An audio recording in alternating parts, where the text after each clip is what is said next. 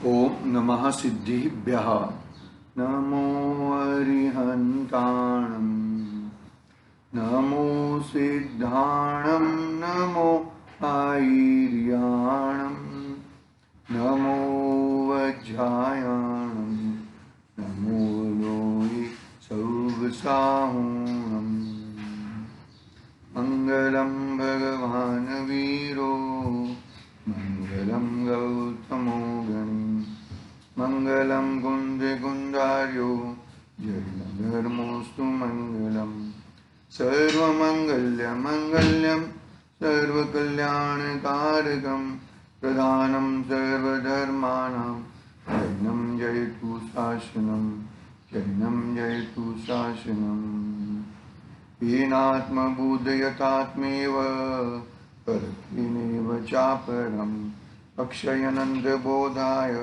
नमस्तु परमात्मने नमस्तु परमात्मने चेतिले चेतन चेत्या विना किम चालसी।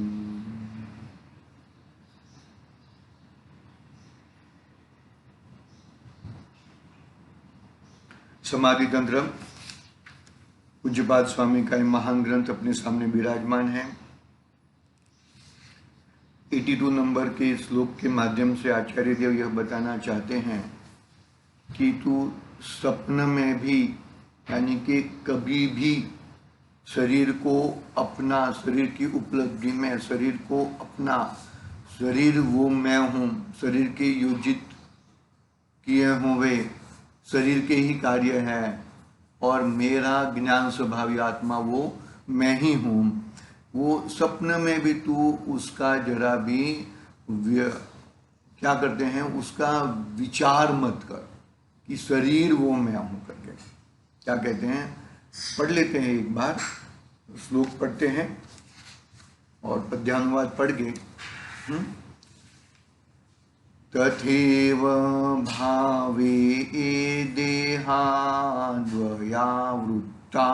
मानमात्मनि यथा न पुनरात्मानं देहे स्वप्ने अपि योजयेत। क्या कहते, देखो, आत्मा तन से भिन्नगी करे सतत अभ्यास, निरंतर सतत अभ्यास, जिससे तन का स्वप्न में हो न कभी विश्वास। मतलब स्वप्न में भी तन मेरा है, शरीर वो मैं हूं, उसकी बात ही ना आए, जल मूल से वो निकल जाए।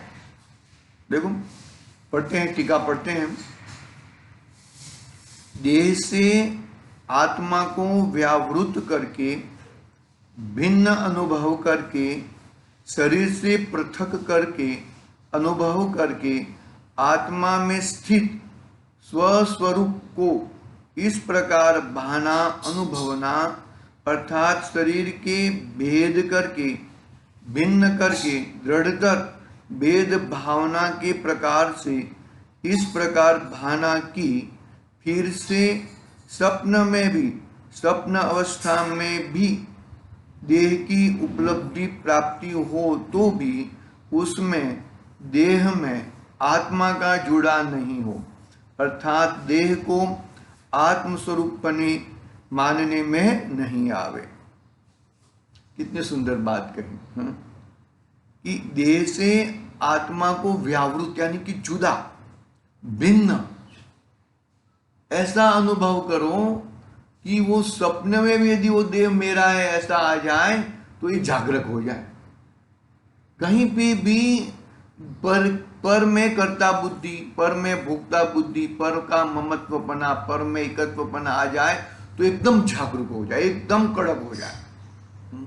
मुनिराज यही कारण से तो मोक्ष की साधना कर लेते हैं, मोक्ष में चले जाते हैं। बाकी बाहर में तो कितने उपसर्ग और कितने परिचय होते हैं, फिर भी वो वहां पर में कर्तापना, भोक्तापना, एकत्वपना, ममत्वपना, ये बुद्धि नष्ट हो चुकी है। शरीर आदि मेरे से तद्दन भिन्न है ऐसा भाषित हो गया है। बहुत ही भाई उसके लिए पुरुषार्थ बहुत लगता है, बहुत पुरुषार्थ लगता है। ये पुरुषार्थ के बिगड़ ये कार्य होना संभव नहीं है। ये कार्य क्यों संभव नहीं है? क्योंकि यदि तूने, देखो शरीर ऐसा नहीं कहता कि मैं तेरा हूं, वो तो एक समय के लिए भी तेरा होने के लिए तैयार नहीं है, लेकिन तू तेरा मान्यता में, तेरी कल्पना में तूने पर को अपना मान लिया है और अपनी चीज को तो तू भूल ही गया है। दर्पण में दिखता हुआ प्रतिबिंब वो प्रतिबिंब है, वो बिंब नहीं है, बिंब यहां पर है। भगवान प्रतिबिंब है और बिंब यहां पर है। प्रतिबिंब को देखकर बिंब में कार्य करना है। समझ में आएगा बात? हाँ हाँ, क्या क्या कहा, क्या बात कहते हैं, कैसे बात कहते हैं वो समझना चाहिए। समझोगे तो ही पाओगे भैया। देखो मतलब देखो, बिंब यहां पर है, प्रतिबिंब सामने है, तो प्रतिबिंब को ना देखते हुए प्रतिबिंब को देखना है बिंब तक पहुंचने के लिए। जब बिंब तुम्हें मिल गया तो प्रतिबिंब को देखना चाहिए, फिर भी देखना चाहिए जब तक मेरा बिंब इतना मजबूत ना हो जाए तब तक हमें प्रतिबिंब की आवश्यकता है। लेकिन प्रतिबिंब में कार्य करने से मेरा बिंब हो जाएगा, वो संभव नहीं है। 82 नंबर का हमने टीका पढ़ी, अभी भावार्थ पढ़ते हैं और विशेष स्पष्टीकरण है। समय कम है, थोड़ा अष्टानी का महोत्सव चल रहा है, ठीक है। हाँ, भावार्थ। शरीर से आत्मा को भिन्न जानकर, अर्थात आत्मा को आत्मा रूप से ही जानकर, शरीर रूप नहीं जानकर उसकी ऐसी दृढ़ भावना करनी कि स्वप्न में भी फिर से देह को आत्मा मानने का अध्यवसाय ना हो, नहीं हो। फिर से स्वप्न में भी ये शरीर वो आत्मा है, आत्मा और शरीर है, ऐसा एक मानने की भावना कभी ना हो। देखो वापिस पढ़ रहा हूं भावार्थ। देखो, शरीर से आत्मा को भिन्न जानकर, अर्थात आत्मा को आत्मा रूप ही जानकर, शरीर रूप नहीं जानकर उसकी ऐसी दृढ़ भावना करने की स्वप्न में भी फिर से देह को आत्मा मानने का अध्यवसाय नहीं हो। फिर से आत्मा को देह मानने का, देह को आत्मा मानने का ऐसा अभ्यास, अध्यवसाय। अभ्यास कहां पे करना है कि मैं जुदा, शरीर जुदा, जीव जुदा, पुद्गल जुदा, वो अभ्यास करना है। वो अभ्यास तो होता नहीं है।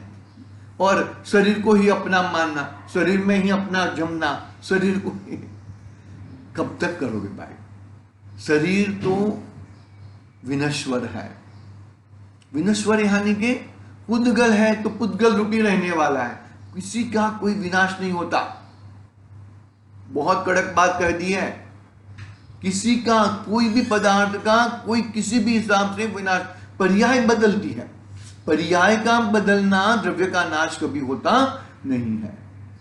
सोने का लगड़ी है तो सोने की लगड़ी में से गढ़ने बनाए, तो वो गढ़ने बनाए तो वो सोना नाश नहीं हुआ, पर्याय नाश हुई है। और पर्याय तो एक समय की होती है भैया, पर्याय कभी निरंतर रहती नहीं है। पर्याय को पकड़ने के लिए जाओगे उसके पहले पर्याय का नाश हो जाएगा। देखो विशेष स्पष्टीकरण पढ़ लेते हैं, पढ़ते हैं विशेष स्पष्टीकरण क्या कहते हैं। विशेष स्पष्टीकरण में बहुत अच्छा खुलासा किया रहता है और एक श्लोक भी दिया है। देखो, स्व पर को भिन्न जानने का चिन्ह तो ज्ञान वैराग्य शक्ति है। वेद विज्ञान की भावना से यह वैराग्य भाव, अर्थात राग से विरुद्ध भाव, पर पदार्थों में उपेक्षा भाव, यदि श्रद्धा और ज्ञान में भी न हो तो भी वह भाव कार्यकारी नहीं है। देखो क्या कहा, स्वपर को भिन्न जानने का चिन्ह तो ज्ञान और वैराग्य शक्ति है। वेद ज्ञान की भावना से ही यह वैराग्य भाव अर्थात राग से विरुद्ध भाव, पर पदार्थों में उपेक्षा भाव यदि श्रद्धा और ज्ञान में भी न हो तो वह भी कार्यकारी नहीं है। बहुत ही सुंदर बात कही है, उसकी बात कल थोड़ी लेंगे। एक श्लोक भी पढ़ना है, पढ़ लेता हूं मैं।